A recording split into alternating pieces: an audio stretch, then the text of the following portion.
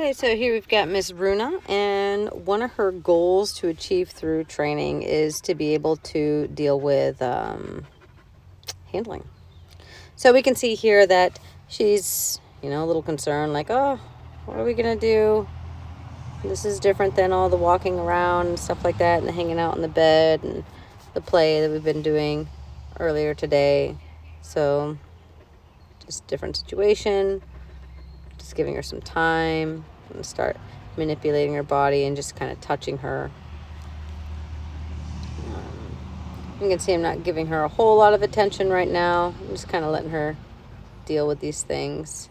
She's comfortable with me doing a lot of this handling.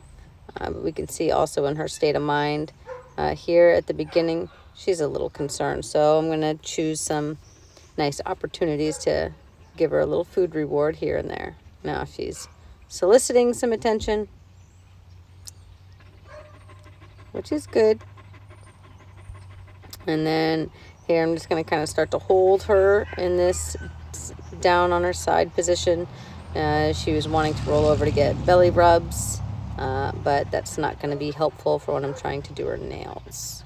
So when I'm doing her nails, I'm going to need her to lay here and be relaxed and calm while I do clip them. And right off, I give her a reward right away, letting her know, hey, that was really great. Let's kind of keep that up. And so this time I do 2 nails, and then I give her a reward. So we're just starting to, yeah, we're going to be affectionate. We're just going to start to show her that, look, you're moving in the right direction. And here I'm going to prevent her from bringing her hip too far forward. But as soon as she relaxes, I relax. So I don't want to be I'm not putting a lot of weight on her body or anything like that. I'm not doing a lot of restraint. I'm just doing prevention of certain movements. And as she's relaxed, she'll get more praise. She'll get more breaks. And she'll get more cookies. Good girl. And give her a little break here. Get some petting. But I don't want to get her real excited here. See, I kind of keep it nice and calm, and then we go right back to it. She's going to try to really offer some strong belly rubs here. And then I'm just going to prevent those motions and help her to stay relaxed so we can get the job done, which she's doing a great job of. And now notice I'm going to stay really calm. I'm going to keep my tones nice, low and long.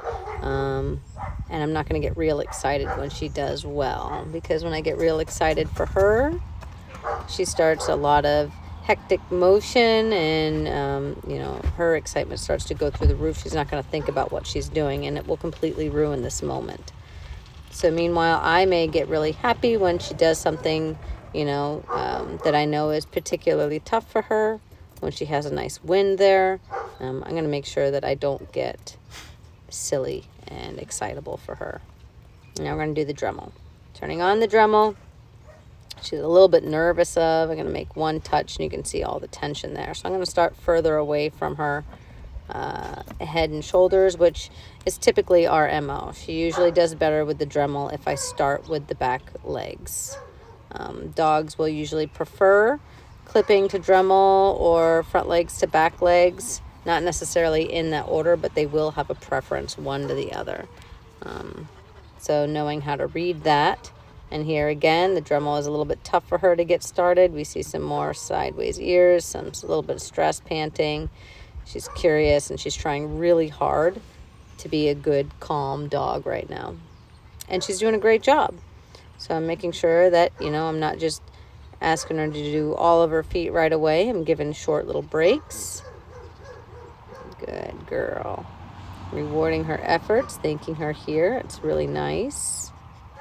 Good. And then we'll get back to it. I don't want to give these breaks so long that she forgets about what we're doing and that she gets into a different state of mind. I want to keep the breaks long enough to be effective for her, and short enough that she'll stay in the same state of mind.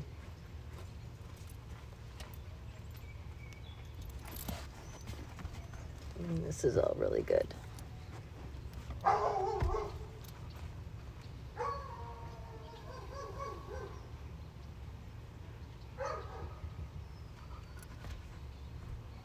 some more reward. And anytime she offers a big sigh,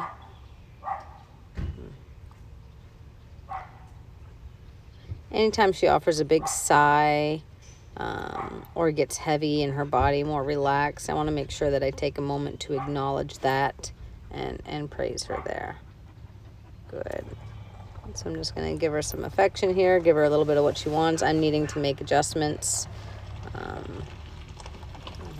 because my body is not super thrilled about being on the floor. Most people don't have a grooming table at home, so it's nice to make sure that the dogs can do this on the floor if they're able to get this far in their training. And with her, this particular item is a goal, so we can definitely get that far.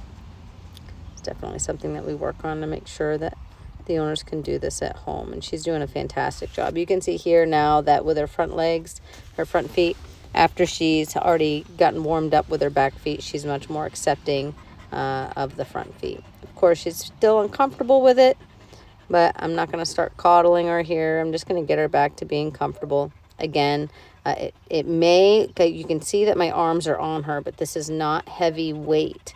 I'm not holding her down. I'm simply preventing certain movements. So she starts to get up, I'll be able to block her from, making big progress on getting up or moving that hip or anything like that. I want to make sure that my arms are really light on her. And if she struggles, I'm going to wait, and when she relaxes, I relax. Now, if she were to have like a meltdown here, when she'd relax, then I would let go of her foot and I'd give her a moment. Then I'd pick up the foot and we'd try again a few times until she was being much more comfortable without having those big freakouts before I started to take the next step. But she's past any freakout. She's not having hissy fits or anything like that.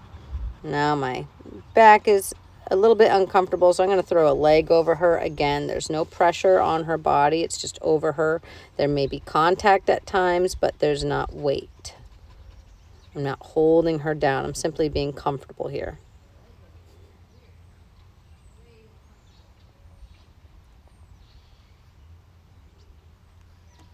And she's doing a great job.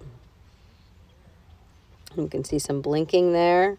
The blinking is lovely. I don't see it at the moment because I'm concentrating on her feet. But that blinking is really good. That would be a great time to be able to give her a little bit of praise. Just some good girl. Nice, easy, long, low tones.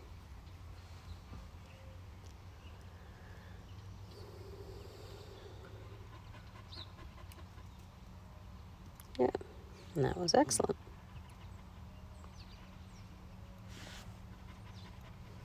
I'm going to take a moment and thank her here.